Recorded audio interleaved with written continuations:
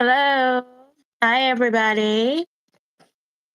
Good evening. How are you guys today? I hope you're doing good. Welcome, welcome. Welcome to Camden 333. And this show is Discover Ray. I'm Shauna. How's everybody doing today? I hope doing good. I love that picture there, Camden. That's cool. Uh, that's from the book cover. Um, and it's a book that was written about three friends, and it's a really cool book. Um, I wish I could make it larger. I don't know why it zoomed in on me. Oops. I was trying to make the cover. There we go. Horn. Hooves, horns, and fins. I couldn't remember what it said. The farm guardians. That was the part I couldn't remember. Yes, it's about three friends. And they go on a little adventure together, and it's really cool. My cousin wrote it, so you guys check it out. Um, I think you can get them on Amazon. Is that right? Uh, anyway, pretty cool book. Uh, I think you're nodding. I don't know. I wish we had better communication. I'm a little out of it today. I not was not even realizing it was Saturday till about an hour ago. So trying to get myself together and composed here. Um, anyway, so working on setting up a new channel. I hope you guys will come and check it out when I get everything going. It's at Discover Ray.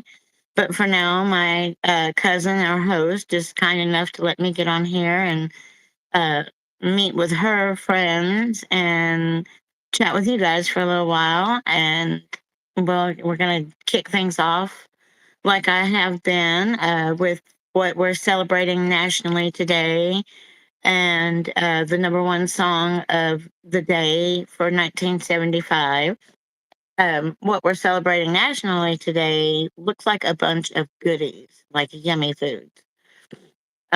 First of all, today is National Peanut Butter Lovers Day. And I have some family members that are absolute freaks about peanut butter. They will eat peanut butter milkshakes, peanut butter cheesecake, just peanut butter straight out the jar, peanut butter and crackers. It don't matter. Peanut butter, peanut butter. So they probably would love to know that this is a cool celebration. Maybe they'll get on here and say hi. Welcome to anybody that's here. Um, let's see. We have National Pets If Pets Had Thumbs Days. That is kind of a cool one. I mean, can you imagine if our pets had thumbs? My cousin has a pet cow. Her name is Harry. And I cannot imagine what a mess Harry would be if she had thumbs and could do half the stuff we get to do. She'd be in all kinds of stuff because she's a little well, she's a big mess. No, she's a sweet, sweet cow, and my cousin did a good job raising her. And she's featured on this channel a lot. Harry's pretty cool. Harry is also one of the characters in the book.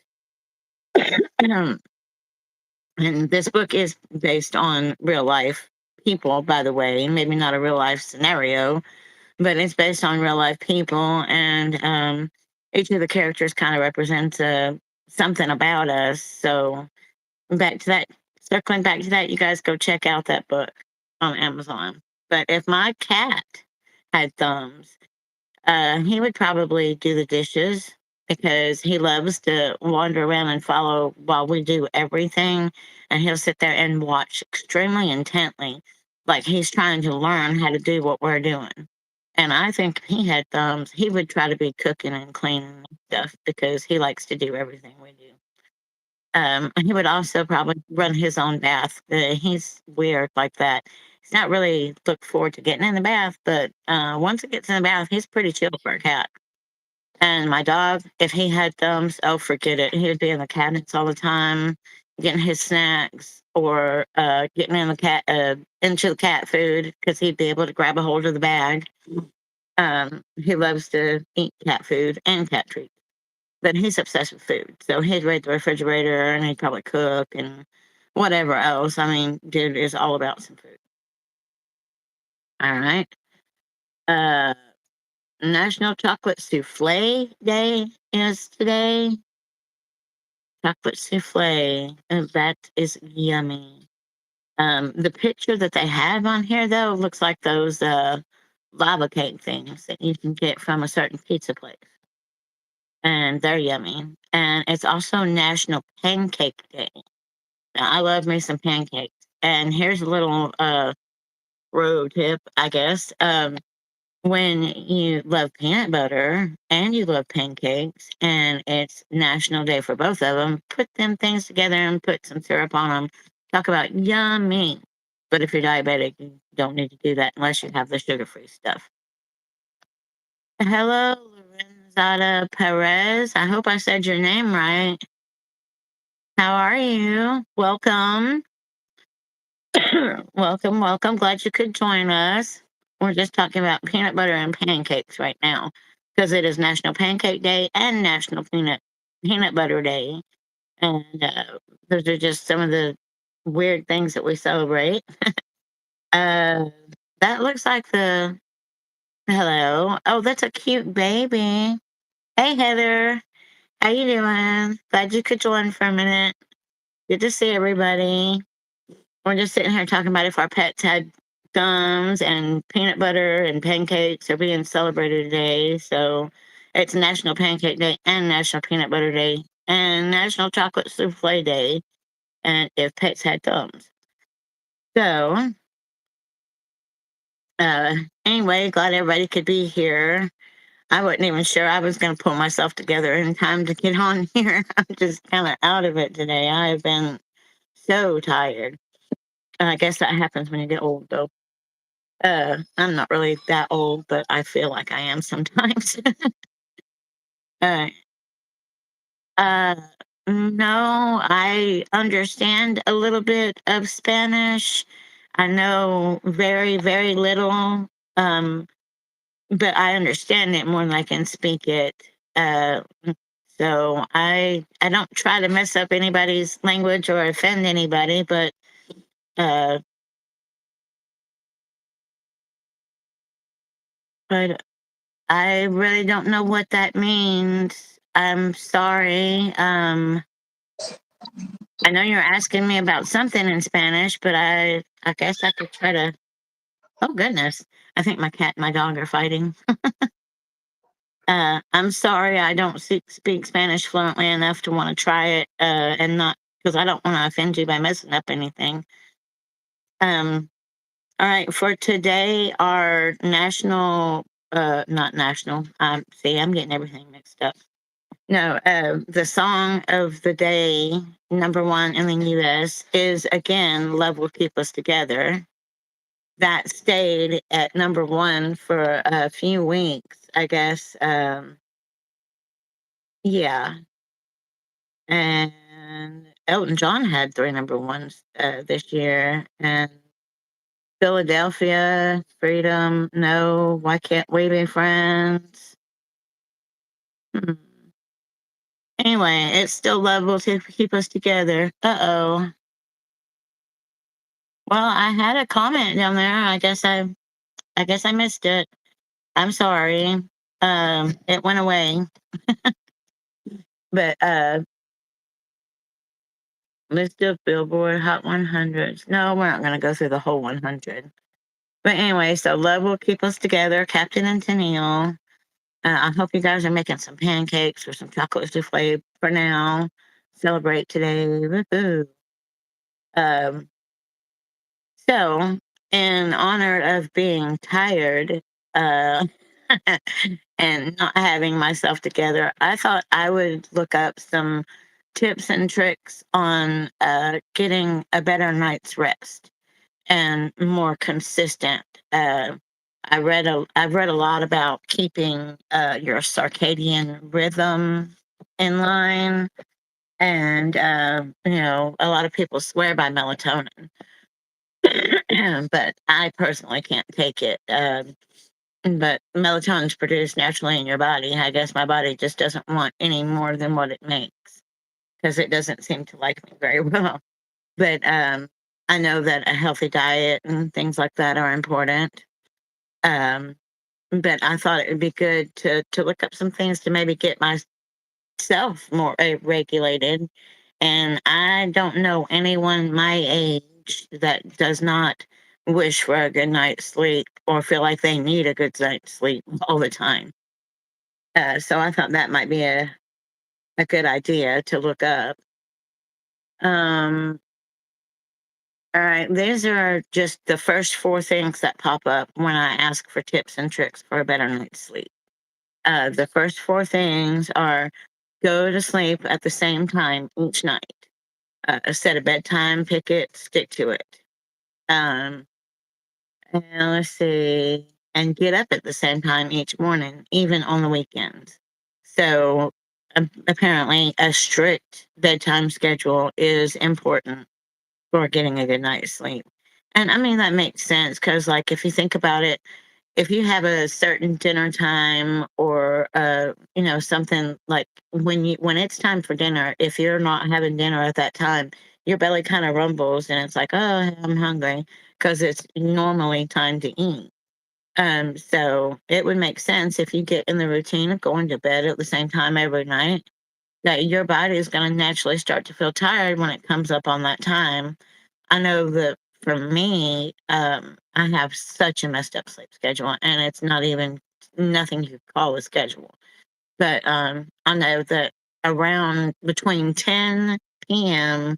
and 1 a.m., that is when I feel the most tired, and I could like go to sleep naturally without any kind of help, um, if I'm able or whatever. But so I guess a routine is really important for keeping that rhythm in your body and getting a good night's rest.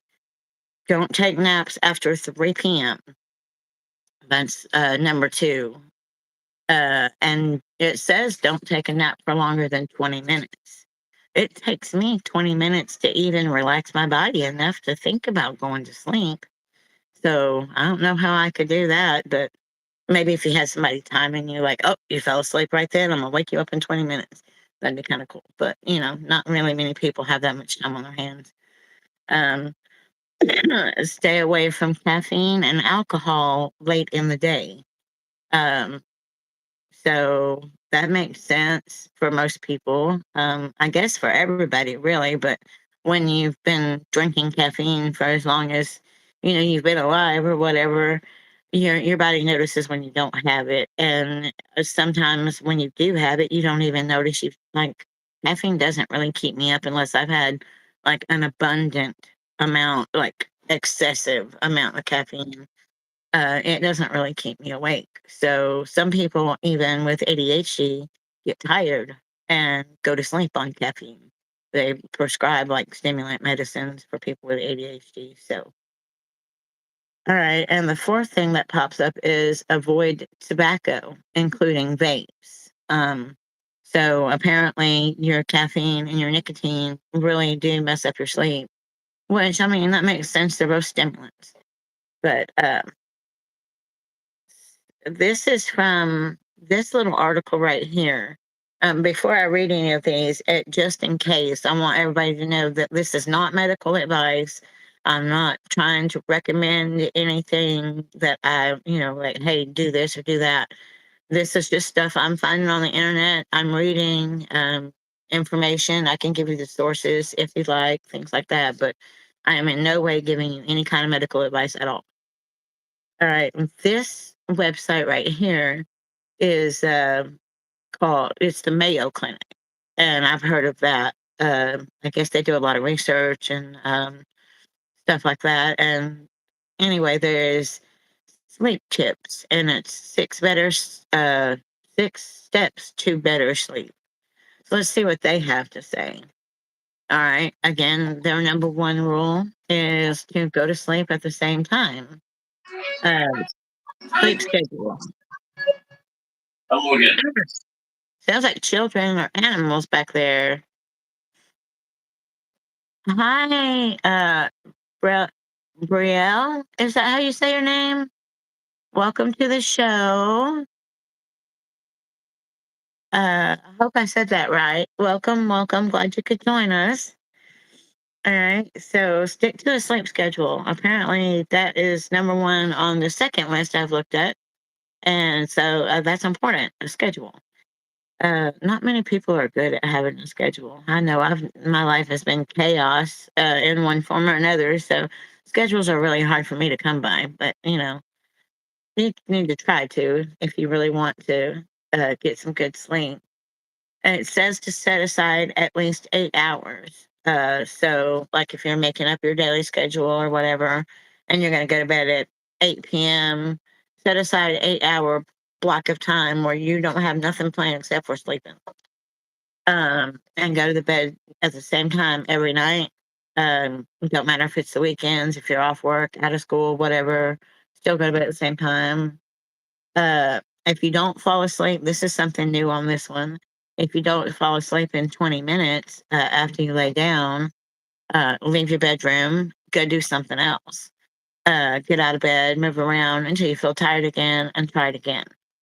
I've heard that from a lot of doctors. Like I said, it takes me more than 20 minutes to even relax my body to go to sleep. So uh, I don't know how well that would work out for me, but I guess with practice makes perfect on anything. Um, all right. And the number two thing on the Mayo Clinic's list is pay attention to what you eat and drink. Um, don't go to bed hungry or stuffed. So don't overeat, don't undereat. Make sure that you eat your regular meals. Avoid heavy or large meals within a couple of hours before bedtime. Now, my cousin tells me this one a lot, like don't eat late because it'll make you gain more weight and stuff, which I don't know uh, what all, if that's fact or not either, but I've heard that all my life. But anyway, yeah. So don't eat within a couple hours of bedtime. Nicotine, caffeine, and alcohol. This says deserve caution, and they do moderation with everything, of course. Uh, it can take hours for the stimulating effects of caffeine and nicotine to wear off. And I'm a smoker. I smoke and I vape. And I've noticed that if I will leave it alone at bedtime and not like hit my vape or smoke a cigarette, and if I just lay there, I've noticed I'll finally start getting more tired. Sometimes that stimulation is just a wee bit over the edge and keeps me awake. And it says alcohol might make you feel sleepy at first, which we know most people it does. Um, but it can disrupt your sleep later in the night, so you don't get good, consistent quality sleep when you drink alcohol. And plus, it's a depressant and it makes you feel icky. But I do know some people that get really hyper when they drink alcohol. Oh boy. But I used to be one of those people. But before that, when I was younger, I was one of those people that passed out easy. So, I mean, I don't know. I guess everybody changes as they get older, but I don't really much care for alcohol anymore. I'm trying to stay away from it anyway. But it's very bad for you at bedtime, apparently. All right. Mayo Clinic's number three tip is to create a restful environment. So it says here keep your room cool, dark, and quiet. Now, I absolutely agree with the cool thing. I'm very hot natured and I can't stand to be hot. I can't sleep when I'm hot. I feel suffocated.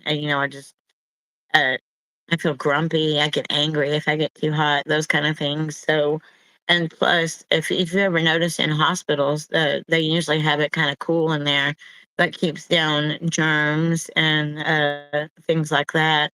But it's better for your lungs, if I'm not mistaken. I've read an article about it being better for your lungs and for your heart, blood pressure, things like that. If you sleep in a cooler environment you know. So don't have your room too hot.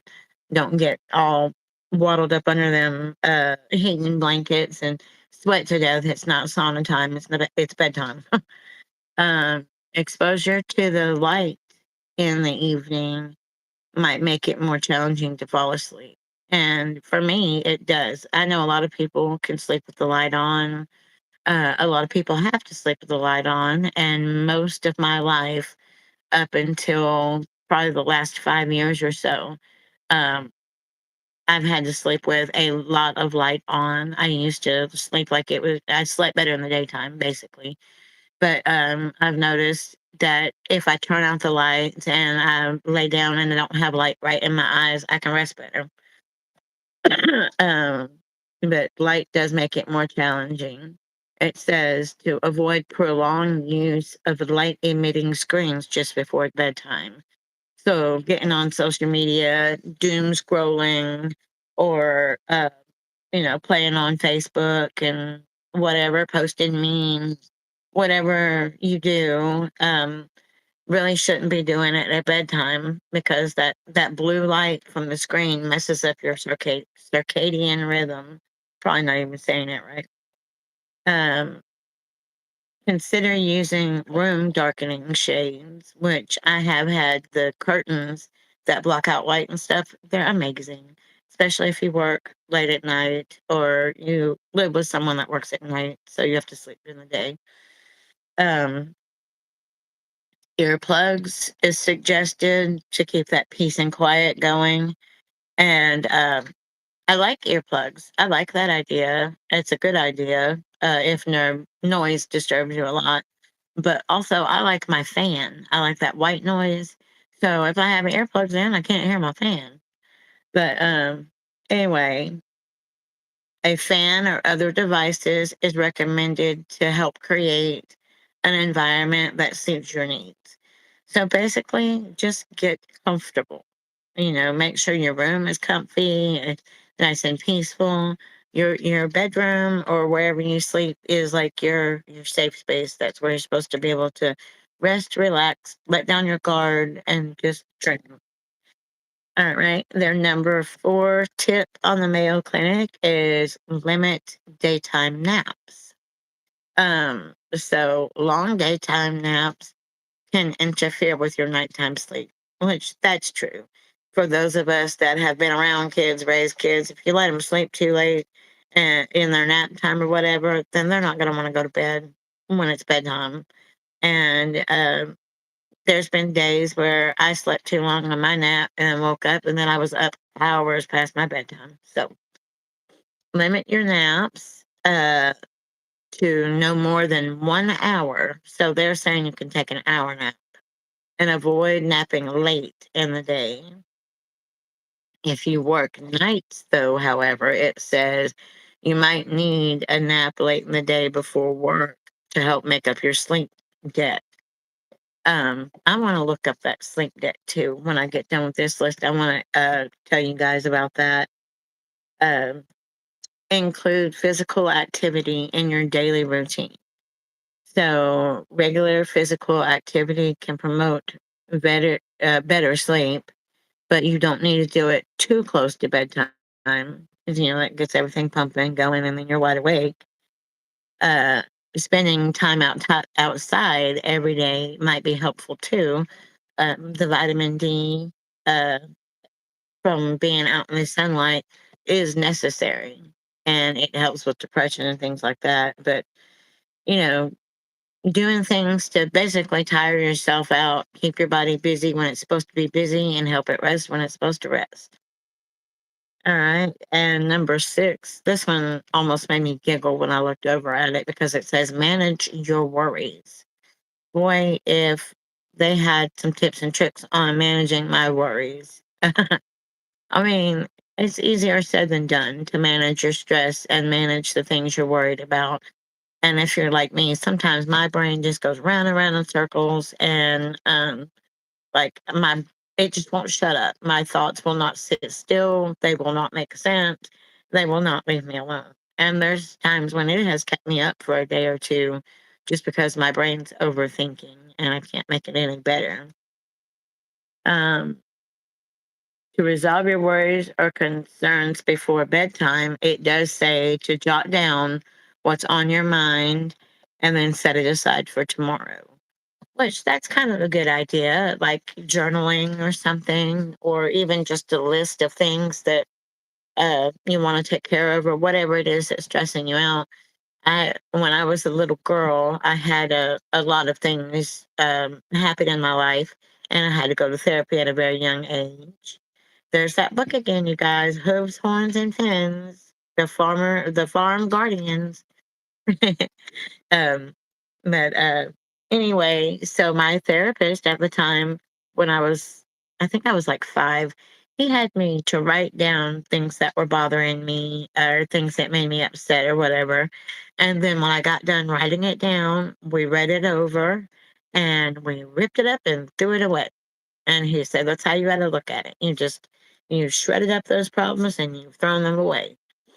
Um, Here, it just recommends writing it down, and setting it aside. You don't have to go through a whole big ritual. That was a whole nother thing. But writing them down so that you've got something there, but you set it aside.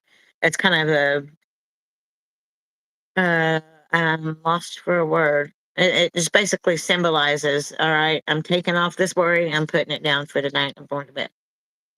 Um, It says stress management might help start with basics such as getting organized, setting priorities, and delegating tasks.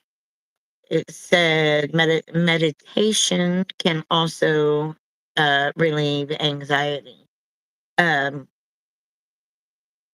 I'm not recommending anyone get on medicine or anything like that, but that's strictly between you and your doctor. This is just what Mayo Clinic is recommending. I mean, it's that it might help. They're not saying go to your doctor and get medicine or whatever. The sleep debt thing. I really wanted to check that out because I've read several things about it.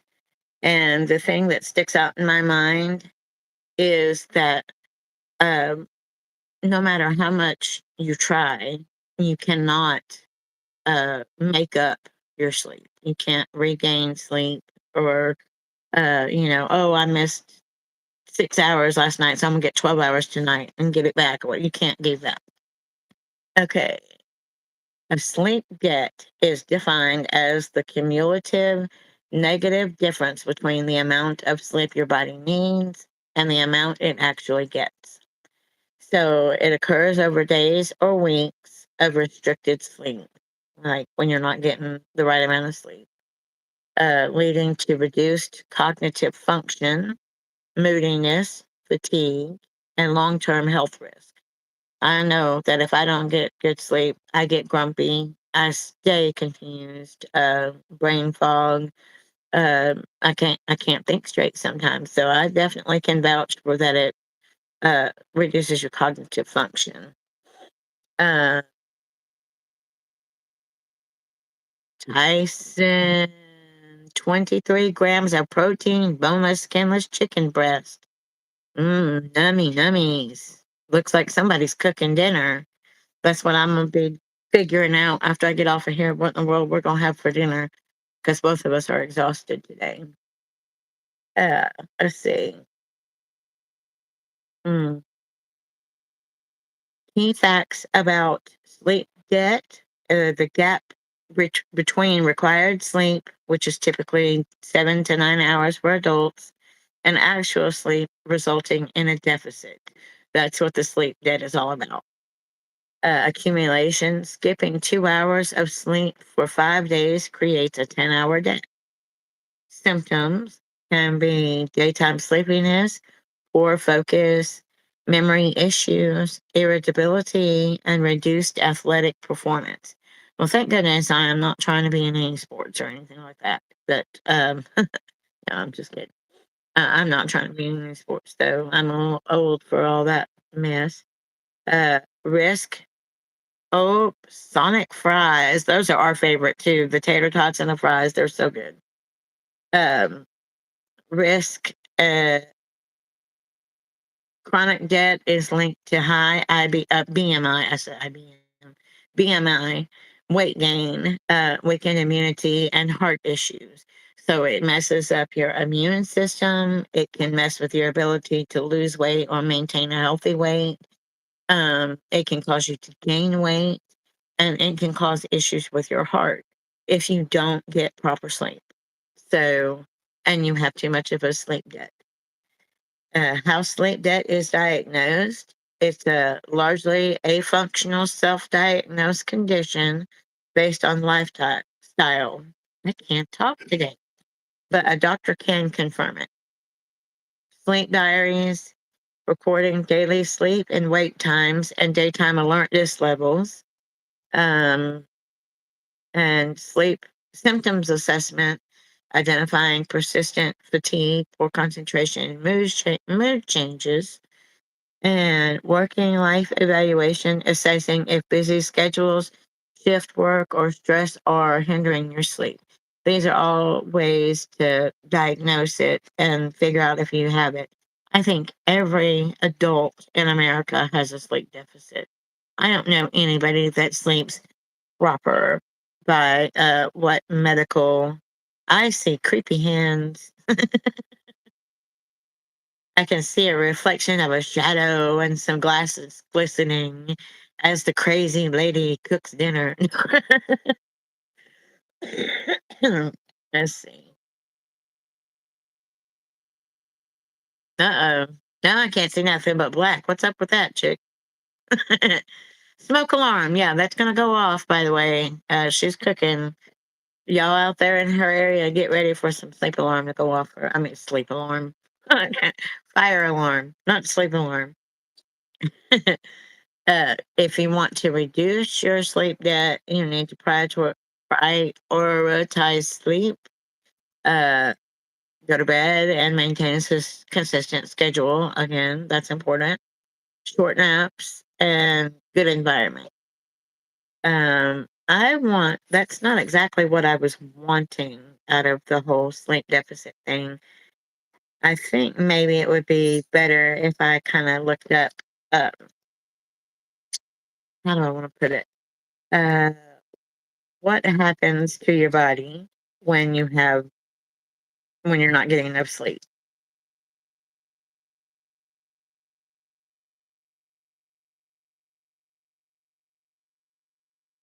So we're gonna look that up. There's the book again. You guys really should check that out, especially if you have kids and want to read them bedtime stories and stuff. Um, this person has quite a few books out. Uh, I believe the author name is T.L. Cross and C. Cross. I'm not sure on the second name. I can't see it on the book very well, but anyway, there's a lot of books out there by them. Yep, T.L. Cross and C.M. Cross. I knew it was C something. I couldn't remember. But Amazon, go check out those books. Get them for your kids, your grandkids, nieces, nephews, anything like that. It's a really cute book, and I love the kitty cat. All of us have a special part in that book. That book came, an idea came, I guess, back in 2024. So it was a long time coming, but it was definitely a victory. And I don't know if I should tell anything. Kind of do the camera nod or something if it's okay for me to tell who I am in the book. Okay. I'm the goldfish. So, and I guess that would be best explained by because I have limited mobility. I had an accident years ago, and so it limits my ability to walk and stuff. And so in this book, I'm a goldfish, and my friends carry me around and take me on adventures with them, which I mean kind of happens now. You know, people are here to help me and spend time with me and stuff, and they kind of accept that I waddle like a duck and can't walk. I can walk, just not very well. Okay. Insufficient sleep can impact your brain's functioning, including your ability to remember. So, lack of sleep can affect your memory. It can affect your ability to regulate your emotions and attention. So, like with ADHD, it would make it worse, and that's not good.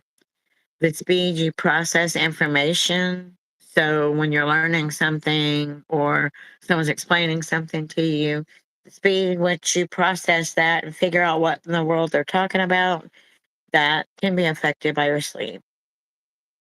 Um, and the ability to have insight. So being able to come up with solutions or, uh, helpful things to helpful feedback to give the person that's talking to you, you're not gonna be able to think of it as well if you have sleep deprivation, and it can affect a lot of.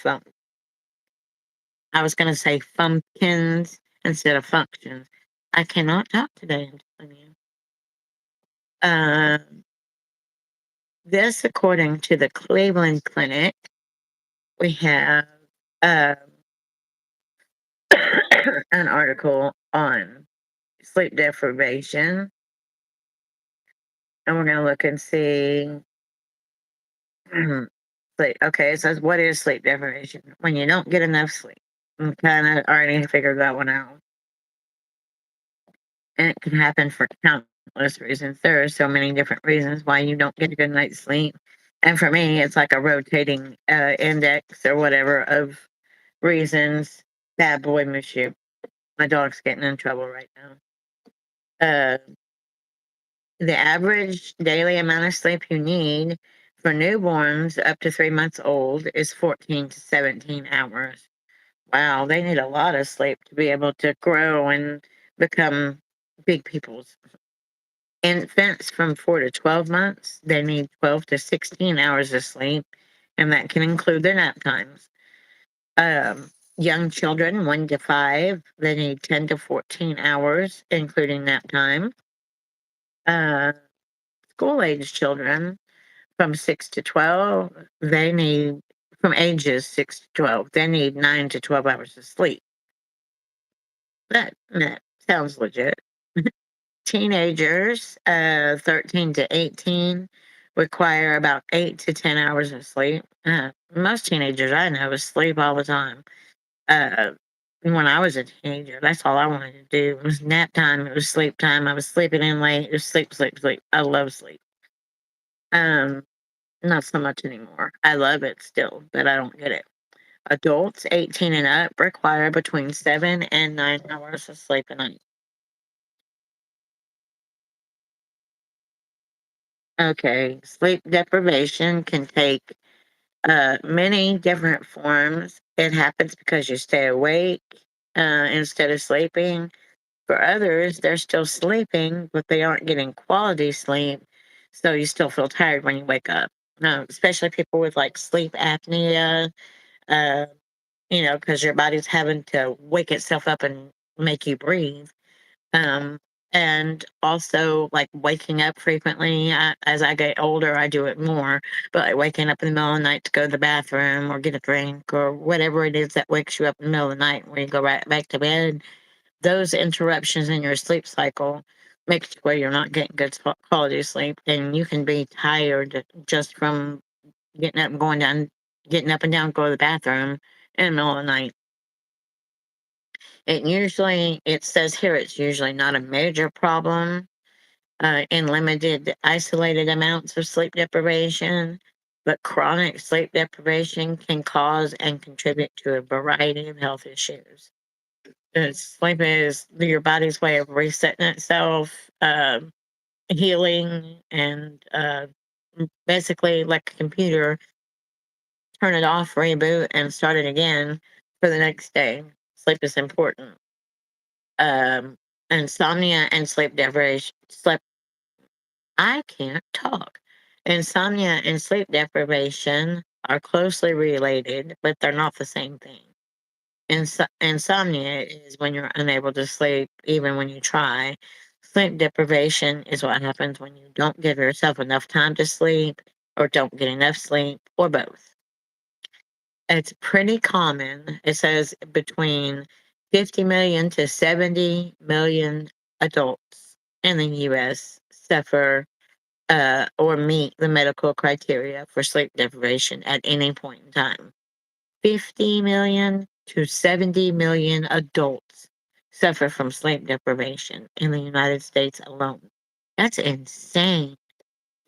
Virtually every human being experiences sleep deprivation at some point, but it's a greater or longer lasting issues, and it can happen for more serious reasons. Uh, to understand more about it, it helps to know a little more about the human sleep cycle. Light sleep, this is the short stage where you usually no more than 5% of your total sleep, which begins right after you fall asleep.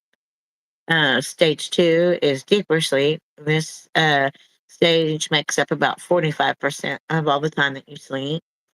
And it is key. This stage in sleep is key in memory and learning. So if you're messing up this part of your sleep, then you're not storing your memories properly.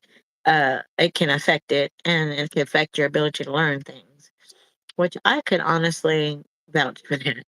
The deepest sleep stage is stage three, and it makes up about 25% of the time you spend sleeping. And the number goes down with age. Um, but there's evidence that this stage is the most important in how your body recovers and maintains itself, because the brain prioritizes the third and deepest stage of sleep the most. It's very hard to wake someone up from that stage, and they usually feel foggy and confused for about 30, 40 minutes after they first wake up if you wake them up in the middle of that stage. REM sleep stands for rapid eye movement. This stage is when you dream. When a person is in REM sleep, you can see their eyes moving beneath their eyelids. Um, when you fall asleep, you enter stage one and then move in and out of stages two and three. And then you go into REM and you start dreaming. After your first cycle of REM, you start a new sleep cycle and go back to stages one and two. One cycle normally takes 90 to 120 minutes before another begins. Most people will go through 4 or 5 cycles per night, assuming that you get 8 hours, but most of us don't. Your heart and your circulatory system are affected. It damages your heart and your circulatory health to not get proper sleep. You'll likely develop hypertension and high cholesterol. I couldn't say it. Metabolic systems, which is like, okay, it says here sleep deprivation can increase the risk, much, much higher risk of developing type 2 diabetes. That happened to me. I've spent most of my life with problems with sleep, and I do have type 2 diabetes. I developed it when I was about 25. Um, Immune system, your body's natural defenses against infections are lowered if you don't get enough sleep. Your nervous system, uh, so it causes you to have higher pain sensitivity. I can vouch for that because when I haven't slept properly, my chronic pain is much more intense, and you feel pain more easily as well. Sleep deprivation has very negative effects on your brain, and key part of how people learn and remember. And mental health is another thing that it affects.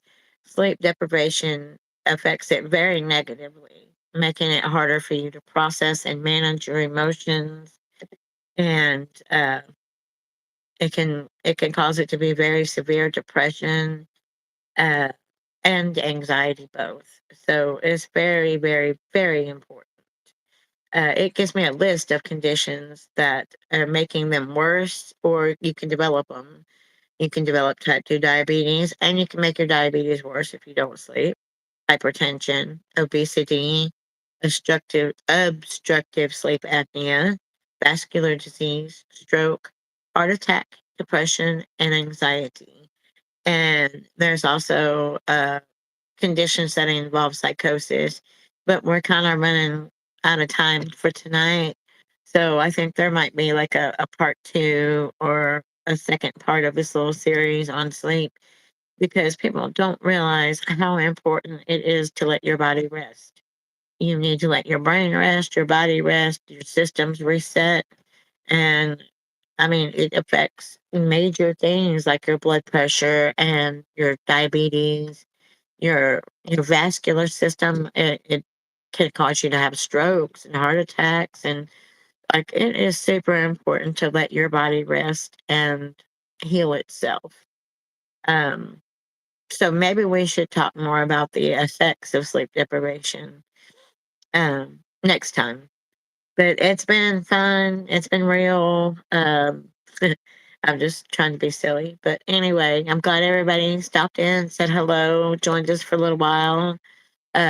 If you want to see more, Wednesdays and Saturdays at 6 p.m., we'll be live.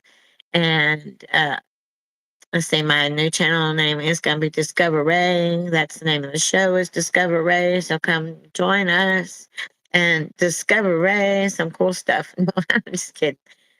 But yeah, I'm not kidding about joining us. I was just being silly. But anyway, come join us next time. Wednesdays, Saturdays, 6 p.m. right here on Camden 333. All right, you guys have a wonderful night. I hope to see you next time. Like, subscribe, come hang out again.